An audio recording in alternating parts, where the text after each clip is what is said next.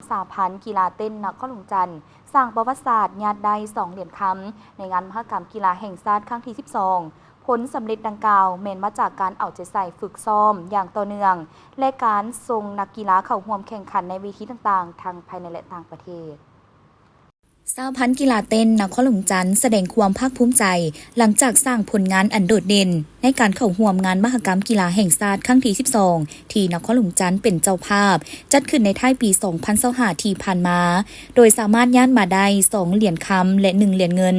ซึ่งถือเป็นเหรียญประวัติศาสตร์ครั้งทำอิฐของกีฬาเต้นนครหลวงจันทร์เพราะเป็นครั้งทำอิฐที่ได้เข้าร่วมแข่งขันในงานกีฬาแห่งชาติครั้งนี้ท่านวิสุรินทร์ นามมุนตรีประธานสหพันธ์กีฬาเต้นนครหลวงจันทร์ได้ให้สัมภาษณ์ต่อสื่อมวลชนในโอกาสเข้าร่วมในพิธีสรุปงานมหกรรมกีฬาแห่งชาติครั้งที่ 12 และกีฬาคนพิการแห่งชาติครั้งที่ 4 ที่นครหลวงจันทร์เป็นเจ้าภาพว่าผลสำเร็จดังกล่าวแม้นมาจากการเอาใจใส่ฝึกซ้อมอย่างต่อเนื่องและการส่งนักกีฬาเข้าร่วมแข่งขันในเวทีต่างๆทั้งภายในและต่างประเทศพระเจ้าก็ได้ตั้งหน้าให้สหพันธ์ก็คือนักกีฬาเต้นของนครหลวงเวียงจันทร์นี้ที่ได้เข้าร่วมแข่งขันซึ่งว่าได้ญาติมาได้2 เหรียญคำและก็1 เหรียญเงินซึ่งว่าก็เป็นเอิ้นว่าเหรียญประวัติศาสตร์ของกีฬานครหลวงเวียงจันทร์ก็คือกีฬาเต้นนี้พวกซึ่งว่าในปีนี้ครั้งที่ 12 นี้พวกเขาก็แม่นได้เข้าร่วมเป็นครั้งทำอิฐซึ่งว่าหลังจากที่พวกเขาได้สำเร็จการเข้าร่วมแข่งขันกีฬาครั้งนี้แล้วก็สิได้นำเอาบทเรียนและการแข่งขันการจัดตั้งปฏิบัติอยู่ในงานมหกรรมกีฬาครั้งนี้ที่ว่านครหลวงเขาเป็นเจ้าภาพนี่นำไป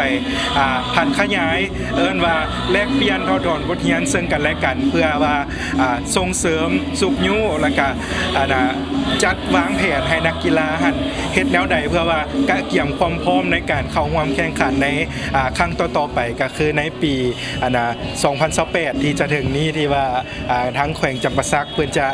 รับเป็นเจ้าภาพต่อเจ้าก็คือในปัจจุบันนี้เนาะภายหลังการสำเร็จก็คือก่อนหน้านี้พวกเขาก็แม่นได้ฝึกซ้อมโดยอาศัยเวทีของการแข่งขันเนาะอยู่ในนี่ก็มีทั้งเพื่อนบ้านแน่โดยเฉพาะแม่นประเทศไทยเนาะที่ว่าไปมาใกล้แดสะดวกแดซึ่งว่าในบ่ว่าจะเป็นงานอีเวนต์หรือว่างานแข่งขันมหกรรมท้องถิ่นบ่หรือว่าแข่งกีฬาท้องถิ่นระหว่าง2 ประเทศลาวไทยนี่พวกเขาก็ได้มีการส่งนักกีฬาเข้าไปร่วมแข่งขันก็ถือว่าได้ผลงานที่ดีเนาะในระยะผ่านมาต่อหน้าไปกับภายหลังการเต้าโฮมในพิธีมื้อนี้เราก็เป็น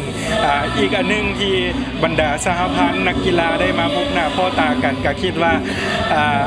นครหลวงก็คือบรรดาสหพันธ์ก็สิได้จัดกิจกรรมร่วมกันเพื่อว่าแลกเปลี่ยนและก็ส่งเสริมการร่วมมือให้นักกีฬาพวกเราได้เอิ้นว่ามีการแลกเปลี่ยนพบปะเอาบทเรียนซึ่งกันและกันในการ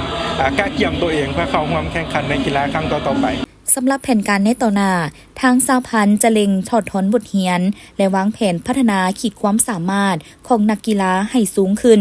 เพื่อกะเกี่ยมความพร้อมเข้าร่วมงานมหกรรมกีฬาแห่งชาติครั้งที่ 13 ที่จะจัดขึ้นอยู่แขวงจำปาสักในปี 2028 ที่จะมาถึงนี้